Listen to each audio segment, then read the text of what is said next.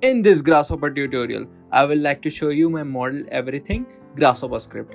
With this script, you can create any parametric model that you need while modeling a building. This script is designed to speed up the process required to transform traditional Architecture Studio AutoCAD drawings into beautiful and stunning final visualizations. As you can see, I have a typical AutoCAD drawing here imported in this Rhinoceros viewport. And here I have sorted only the required layers. To begin building parametric residence model, with this script, toggle this input reference and it will automatically create layers for you. And in the command history, it will suggest which layer you should choose to copy first. As you can see here, it suggests wall curves in command history. And if you follow the same order, you will never miss a single layer to assign before running this script. Now we will select our walls curves and press enter or spacebar. And a window will automatically prompt. And you will select those wall curves to wall curves layer. And then click OK. Now the command history prompt says door curves and we'll repeat this process for door curves.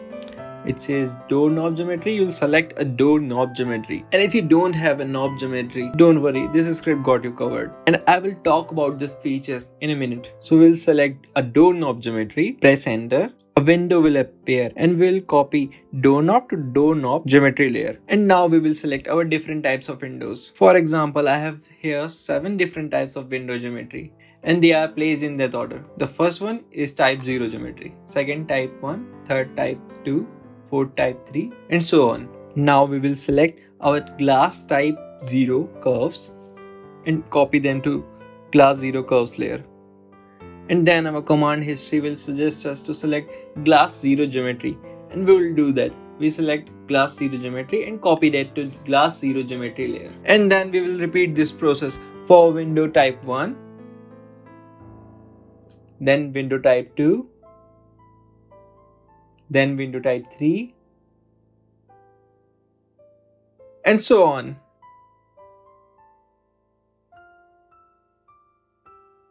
After selecting all window types, curves and their respective geometry, command history will suggest us to select our false ceiling curves, and we'll do that and copy them to false ceiling curves layer.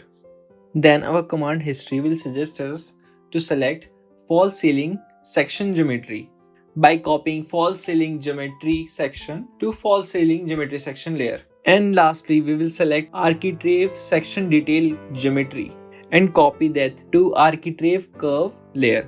And optionally, to speed up some processes, we can also select our slab outline curve. Just select slab outline curve, then type command copy to layer and copy slab curve to slab curve optional layer. And if you are using the default value of all input parameters, and then that is all you need to create a parametric model of a residence. Just toggle the input refresh toggle and this script will create a parametric model of this residence for you. Let me hide the base and the selection layer to give you a better look. And here in this bake geometry section, if you toggle the ceiling preview input parameter, it will hide the ceiling slab to give a better look of the interior. And for some reason you want to hide this parametric model, you can easily do this by toggling the custom preview toggle. And if this model is a part of any upper floor and you want some railing and balconies, just go to the railing section of this script and toggle input reference and reference your railing curves to railing curve MK layer. And if you want some fancy joints between each member of your railing glass, and don't worry if you don't want to spend some time into modeling some fancy railing joints, just browse the top left part of this script and you will find some generic examples of various geometry that you might need while modeling a residence. And to extract these components, just select any component that you like and press the mid mouse button and select this face icon, which means unhide preview. And then just again press your mid mouse button and select this fried egg icon, which will result in baking the selected geometry on the current layer. You can just copy those joint geometries and copy them to railing joint geometry MK layer. For instance, in my case, I can just copy this railing joint geometry into railing joint geometry layer. And by toggling the input reference toggle, I just have a preview of my railing model with that joint detail. I can just set the custom preview toggle to true and unhide the required model. Now we can work on those Architrave details. Just toggle the door Architrave orientation toggle and it will show a preview of various Architrave orientations around door frames. And if you're satisfied with your result, you can just press the bake input toggle and it will bake those Architrave details into their separate layers with their UVW maps. We can repeat the same process for window Architrave details. Just toggle the window Architrave orientation toggle and if you're satisfied with the result, just bake them. After that, you can just set both door Architrave orientation and window Architrave orientation to false and unhide your model. And then press the bake input toggle and bake your whole model into their separate layers with their UVW mapping and textures. And this parametric residence model is ready to be exported into a rendering software or maybe any other modeling software that you're most comfortable with, like SketchUp, for example. If you want to export this model into SketchUp format, just browse this bake geometry option and here is the export model toggle. Just set this to true and a layer to select prompt will pop up. Select all layers that you want to export. In this case, I will select each layer that has my 3D model in it. Then click on OK. That will act as an origin for my export model format. In my export model window, there is a save as type drop down menu and I will select SketchUp as my main format. After exporting that model as in SketchUp format, I can open that SketchUp format as SketchUp. As you can see, my model is already sorted out or categorized in different layers based on materials that I can also use to replace some materials in SketchUp if I want or feel need to show for what some of these input parameters can be used for. Let me set this model's transparency to about 80 to 70%. Now in the input parameter section, there is an input component called window thickness. You can use this to increase or decrease the thickness of your window shutter.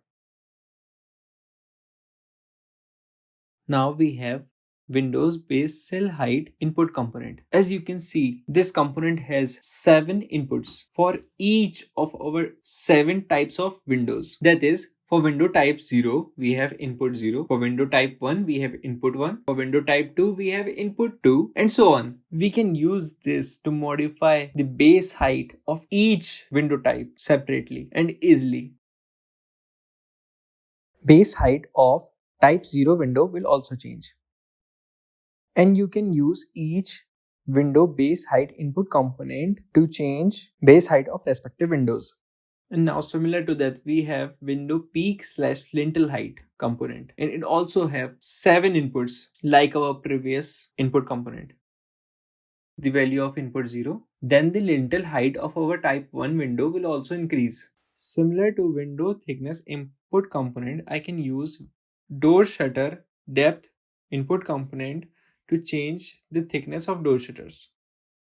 I can use wall height input component to change or adjust the floor to floor height of this model.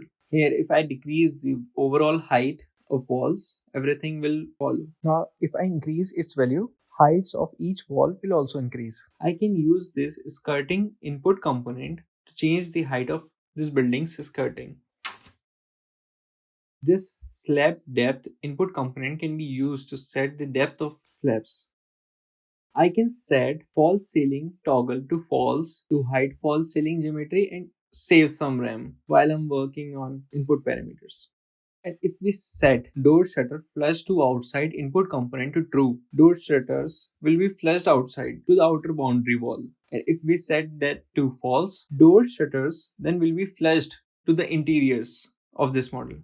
Also, window flushed outside input component acts exactly similar to that. Before baking or exporting my final model, I can set this bake quality input toggle to true to generate the least heavy and best quality model. And then just before exporting my model, I can use this bake geometry section to inspect my model inside and out by increasing its transparency, hiding ceiling preview, and inspecting each element of this residence for perfection. And by doing all that, I've got a detailed residence model that I can further use for exterior facade design visualization, interior visualization, etc. And here are some of the interior visualizations that I have made with this model. That includes master bedroom, drawing room, bedroom, vestibule lobby, living room with combined dining, and a kitchen. You can get a free trial of this script from the link in the description down below. Or you can buy a full version of this script for just $20, and that will be stunning. Anyway, thanks for watching. My name is Anas. This is Archwiz Studio, and I will catch you on the next one.